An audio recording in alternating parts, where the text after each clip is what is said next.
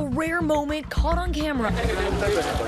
Prince Harry seen snapping back at a reporter when asked an impromptu question on a stopover in the lobby. Is that why it's important for you to come here and talk to them? This moment and a slur of negative headlines are casting a cloud over Harry and Meghan's trip. Prince Harry, has he finally snapped? It was meant to be a 10-day royal tour of Africa with baby Archie in tow, the first for the new family of 3, spotlighting charities along the way. But thousands of miles away from home, they could not escape the British tabloids. A bitter legal battle began. Late last week, Buckingham Palace confirming Prince Harry is suing the owners of both the Sun and the Mirror in connection to the illegal interception of voicemail messages. There's always a risk for Prince Harry in filing this kind of lawsuit. There's the potential for backlash. There's the potential that if they lose, that it could make the tabloids even more aggressive. It's an interesting move by the royals here. British website Byline Investigates, which broke the story, claims Harry's going after the paper's owners and senior managers, accusing them of covering up criminal behavior that dates back over a decade, including allegations reporters and private investigators accessed his mother, Princess Diana's voicemails in the past. All anyone has talked about since the penultimate day of that tour are Harry and Meghan's lawsuits.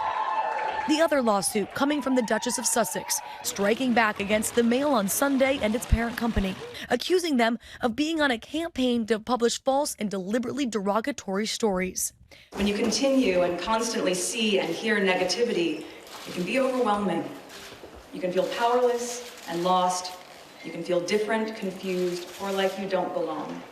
Tensions reaching a boiling point after the Mail published a private letter that the Duchess wrote to her estranged father. In response, Prince Harry got personal. In a statement, Harry writing, "I have been a silent witness to her private suffering for too long. To stand back and do nothing would be contrary to everything we believe in." Harry adding, "My deepest fear is history repeating itself. I've seen what happens when someone I love is commoditized to the point that they are no longer treated or seen as a real person.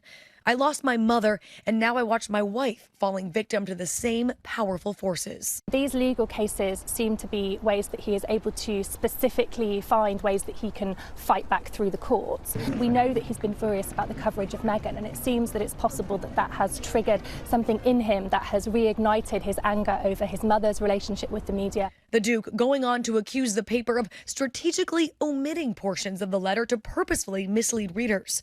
The Mail on Sunday denies that the letter was edited in any way that changed its meaning, and that they stand by the story it published and will be defending this case vigorously. She's got a very good argument on the copyright claim because this is a letter that she wrote. And under British law, no matter who has it, the person who wrote the letter owns the copyright. Her privacy claim is a much tougher one.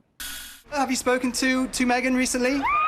Meghan's rocky relationship with her father has been a tabloid favorite. As for this recent letter controversy, Meghan's father, Thomas Markle, is firing back. This weekend, telling the Mail on Sunday he only released that letter to protect his reputation after he says his daughter's friends misrepresented its contents to People magazine.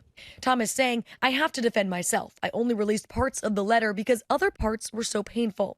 The letter didn't seem loving to me. I found it hurtful." Neither the palace nor the papers are addressing the specific allegations further. Harry and Meghan say the case is being privately funded, and any damages won will be donated to an anti-bullying charity. Between them, these newspaper groups own a huge percentage of the print titles across the country. And you know, for them to be taken on at the same time by members of the royal family does feel like we are in uncharted territory. This latest drama made for tabloids has been brewing since the beginning of their relationship. It's very rare to hear that side of the royal family, but we have heard it from Harry before. Just a few months into their budding romance, British tabloids descended on them with racially charged headlines and commentary, like this one from the Daily Mail that read, "Harry's girl is almost straight outta Compton." She's been subject to incredible online abuse, as has Kate Middleton, but I think there is this component of race that Harry addressed even before they were married. Prince Harry defended Meghan in an unprecedented royal statement, calling out the racial undertones of comment pieces and the outright sexism and racism of social media trolls. It's a shame that that is the climate in this world, to focus that much on that, or that would be discriminatory in that sense. But I think You know, at the end of the day, I'm really just proud of who I am and where I come from, and we have never put any focus on that. We've just focused on who we are as a couple. Unfortunately, there are also certain classes of people who will dehumanize women, who will dehumanize people of color, and Meghan ticks off all of those boxes. And I think that as we both report on her as the media and as we look at her as spectators, we have to remember this is a human being, and she has an entire interior life that we are not privy to. At first, their coping strategy would be to ignore the headlines. I think we were just hit so hard at the beginning with a lot of mistruths that I made the choice to not read anything, positive or negative. It just didn't make sense, and instead we focused all of our energies just on nurturing our relationship. On us. Yeah. On us. But Harry's recent move sparking controversy. Among the biggest critics, Piers Morgan, the former editor of the Daily Mirror and a possible target of one of the lawsuits. They're not private people, they're public people in that sense. But when Harry compared this to Diana, I don't see Meghan Markle as being anywhere near the level of fame of Princess Diana. And this weekend sarcastically tweeting, "Let's all give them the privacy they purport to crave and spare them the torment of having their myriad causes get huge beneficial publicity." Personally, I think that's a very dangerous game to play for members of the royal family. Nobody disputes the fact that phone hacking was an awful thing, but I think by waging a sort of war like this, I think Harry and Meghan may find the benefits, whatever they may be, less favourable than the very long, protracted battle that they are going to be facing. The couple's now determined to not let these legal battles overshadow the work they did in Africa. Well, the Commonwealth is a very diverse place, right, with 53 countries, and so being a part of this family and the platform that comes with that is an incredible responsibility that I take really seriously. Being able to be in Africa and South Africa, it's my first time being in this country, has been really powerful. Now, the question remains what that embrace will look like back at home.